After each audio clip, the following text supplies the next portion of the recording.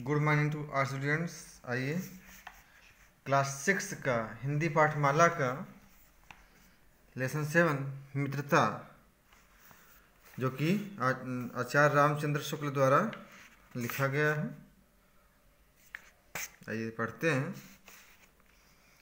जब कोई युवा पुरुष अपने घर से बाहर निकलकर बाहरी संसार में अपनी स्थिति जमाता है, तब पहली कठिनता उसे मित्र चुनने में पड़ती है। मित्रों के चुनाव की उपयुक्तता पर उसके जीवन की सफलता निर्भर हो जाती है। मित्रों के चुनाव की उपयुक्तता पर उसके जीवन की सफलता निर्भर हो जाती है, क्योंकि संगत का गुप्त प्रभाव हमारे आचरण पर बड़ा भारी पड़ता है। हम लोग ऐसे समय में समाज में प्रवेश करके अपना कार्य आरंभ करते हैं, जबकि हमारा चित्त कोमल और हर तरह का संस्कार ग्रहण करने योग्य रहता है। हमारे भाव अपरिमार्जित और हमारी प्रवृत्ति अपरिपक्व रहती है। हम लोग कच्ची मिट्टी की मूर्ति के समान रहते हैं, जिसे जो जिस रूप में चाहे उस रूप में ढाले, चाहे राक्षस बनाए चाहे देवता। ऐसे लोगों का साथ करना हमारे लिए बुरा है, जो हमसे अधिक दृढ़ संकल्प हैं, क्योंकि हमें उनकी हर बात बिना विरोध के मान लेनी पड़ती है। पर ऐसे लोगों का साथ करना और भी बुरा है, जो हमारी ही बात को ऊपर रखते हैं, क्योंकि ऐसी दशा में न तो हमारे ऊपर कोई नियंत्रण रहता है, न हमारे लिए कोई सहारा रहता है। दोनों अवस्थाओं में जिस बात का भय रहता है, उसका पता युवकों को प्रायः बहुत कम रहता है।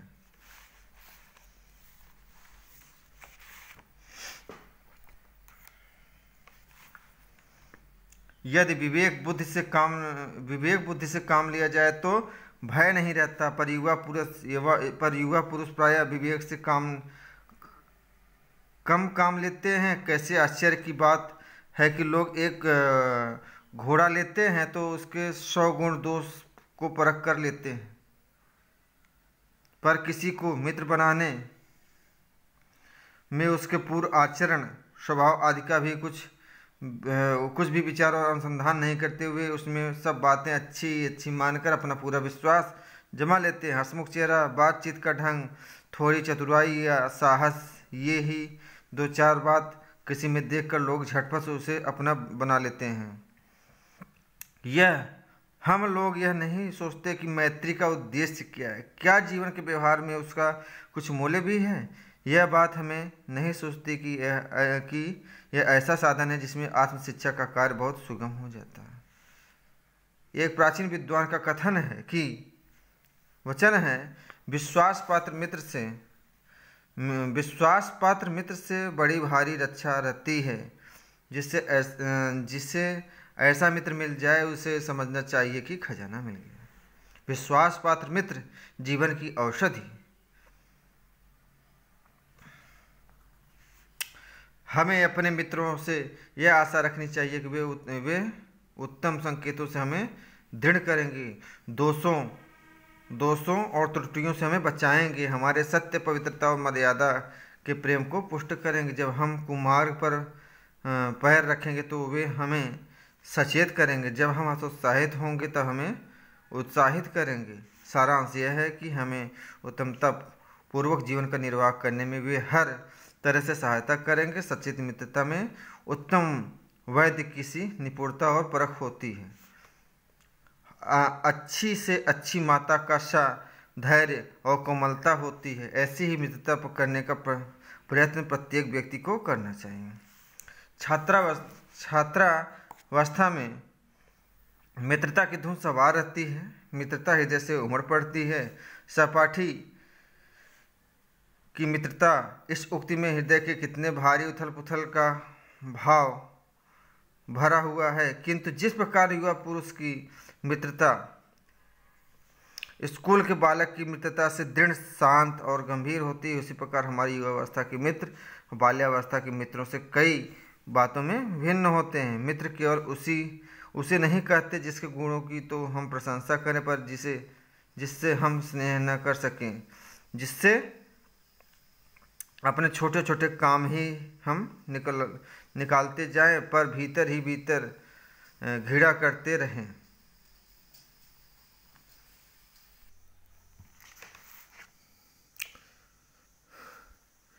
मित्र सच्चे पथ प्रदर्शक के समान होना चाहिए, जिस पर हम पूरा विश्वास कर सकें। मित्र भाई के समान होना चाहिए, जिसे हम अपना प्रीति पात्र बना सकें। और हमारे मित्र के बीच सच्ची सहानुभूति होनी चाहिए, ऐसी सहानुभूति जिससे एक के हानि लाभ को दूसरा अपना हानि लाभ समझे। मित्रता के लिए यह आवश्यक नहीं कि दो मित्र एक ही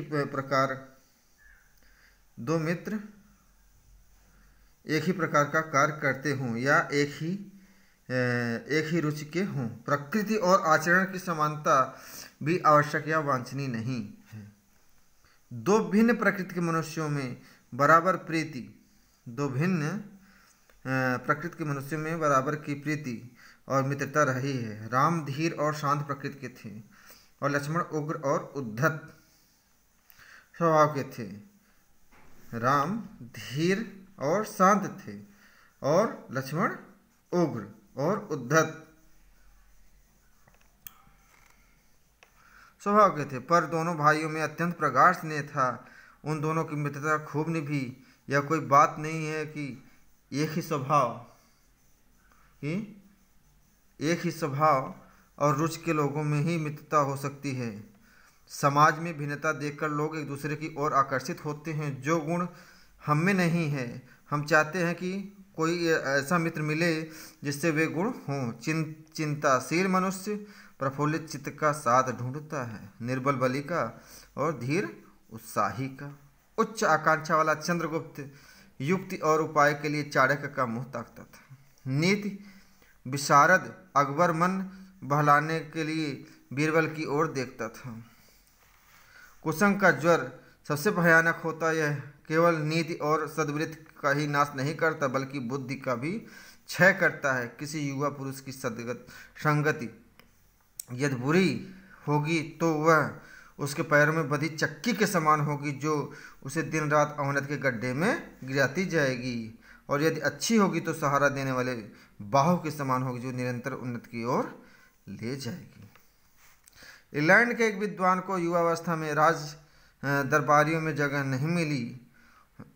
इस प्रकार जिंदगी भर वह अपने भाग्य को सराहता रहा।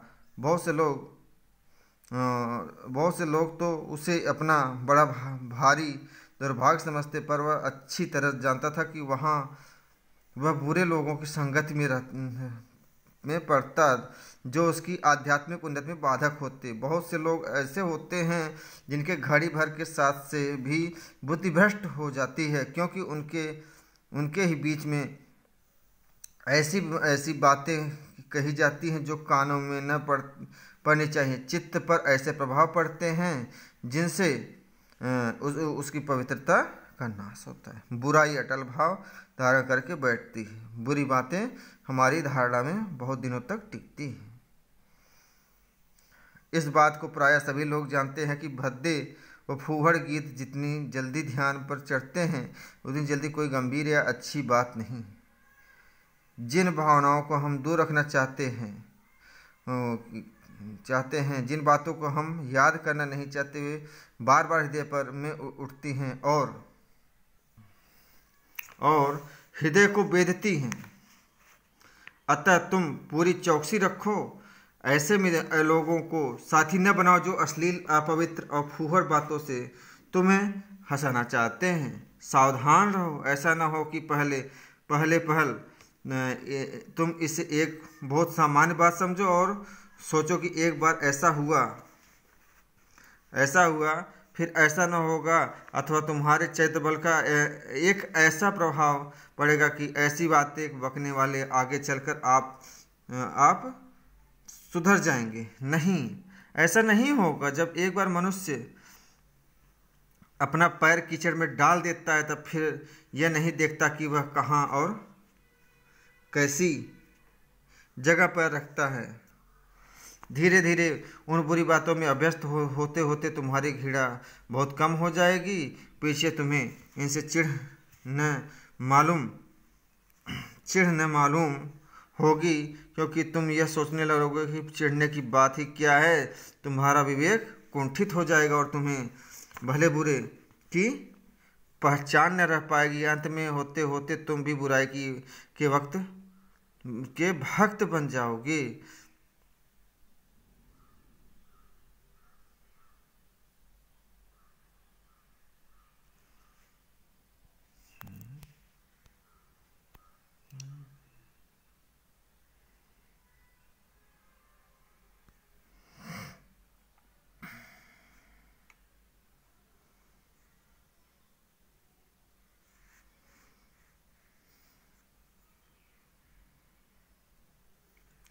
अतः हृदय को उज्ज्वल और निष्कलंक रखने का हृदय को